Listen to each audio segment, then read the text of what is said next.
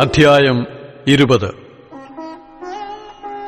ദൈവം ഈ വചനങ്ങളൊക്കെയും അരുളി ചെയ്തു.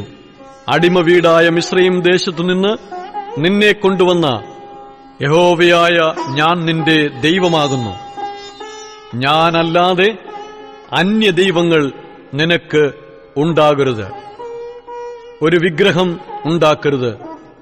മീതെ സ്വർഗത്തിലെങ്കിലും താഴെ ഭൂമിയിലെങ്കിലും ഭൂമിക്കു കീഴെ വെള്ളത്തിലെങ്കിലും ഉള്ള യാതൊന്നിന്റെ പ്രതിമയും അരുത്. അവയെ നമസ്കരിക്കുകയോ സേവിക്കുകയോ ചെയ്യരുത്. നിന്റെ ദൈവമായ യഹോവയായ ഞാൻ തീക്ഷ്ണതയുള്ള ദൈവമാകുന്നു. എന്നെ പകയ്ക്കുന്നവരിൽ പിതാക്കന്മാരുടെ അകൃത്യം 3-ാമത്തെയും 4-ാമത്തെയും തലമുറ വരെ മക്കളുടെ മേൽ സന്ദർശിക്കുകയും എന്നെ സ്നേഹിച്ച് എന്റെ കൽപ്പനകളെ പ്രമാണിക്കുന്നവർക്ക് 1000 തലമുറ വരെ ദയ കാണിക്കുകയും ചെയ്യുന്നു.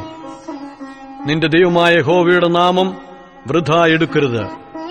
തന്റെ നാമം വൃഥാ എടുക്കുന്നവനെ യഹോവ ശിക്ഷിക്കാതെ വിടുകയില്ല.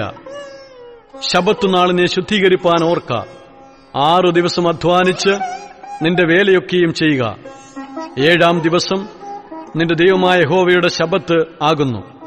അന്ന് നീയും നിന്റെ പുത്രനും പുത്രിയും നിന്റെ വേലക്കാരനും വേലക്കാരത്തിയും നിന്റെ കന്നുകാലികളും നിന്റെ പടിവാതിൽക്കകത്തുള്ള പരദേശിയും ഒരു വേലയും ചെയ്യരുത്.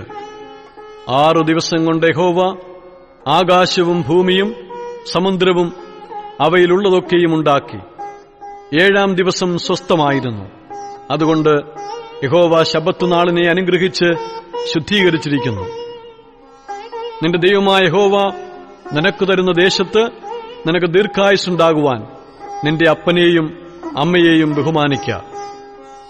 കൊല ചെയ്യരുത്. വ്യഭിചാരം ചെയ്യരുത്. മോഷ്ടിക്കരുത്. കൂട്ടുകാരനു നേരെ കള്ളസാക്ഷ്യം പറയരുത്. കൂട്ടുകാരന്റെ ഭവനത്തെ മോഹിക്കരുത്. കൂട്ടുകാരന്റെ ഭാര്യയെയും അവന്റെ ദാസനെയും ദാസിയെയും അവന്റെ കാളയെയും കഴുതയെയും കൂട്ടുകാരനുള്ള യാതൊന്നിനെയും മോഹിക്കരുത്. ജനമൊക്കെയും ഇടിമുഴക്കവും മിന്നലും കാഹളധ്വനിയും പർവ്വതം പുകയുന്നതും കണ്ടു.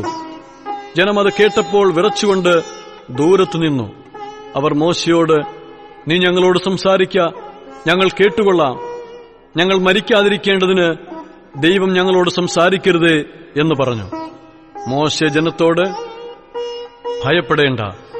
നിങ്ങളെ പരീക്ഷിക്കേണ്ടതിനും നിങ്ങൾ പാപം ചെയ്യാതിരിപ്പാൻ അവങ്കലുള്ള ഭയം നിങ്ങൾക്കുണ്ടായിരിക്കേണ്ടതിനുമത്രേ ദൈവം വന്നിരിക്കുന്നത് എന്ന് പറഞ്ഞു. അങ്ങനെ ജനം ദൂരത്തു നിന്നു.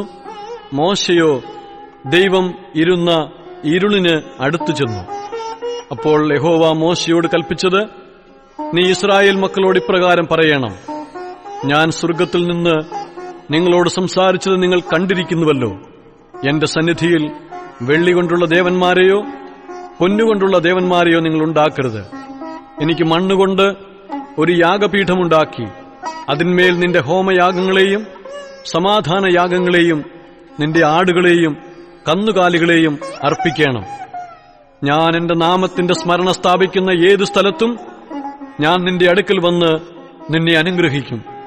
കല്ലുകൊണ്ട് എനിക്ക് യാഗപീഠമുണ്ടാക്കുന്നുവെങ്കിൽ ചെത്തിയ കല്ലുകൊണ്ട് അത് പണിയരുത്. നിന്റെ ആയുധം കൊണ്ട് അതിനെ തൊട്ടാൽ നീ അതിനെ അശുദ്ധമാക്കും. എന്റെ യാഗപീഠത്തെങ്കിൽ നിന്റെ നഗ്നത കാണാതിരിപ്പാൻ നീ അതിങ്കൽ പടികളാൽ കയറരുത്.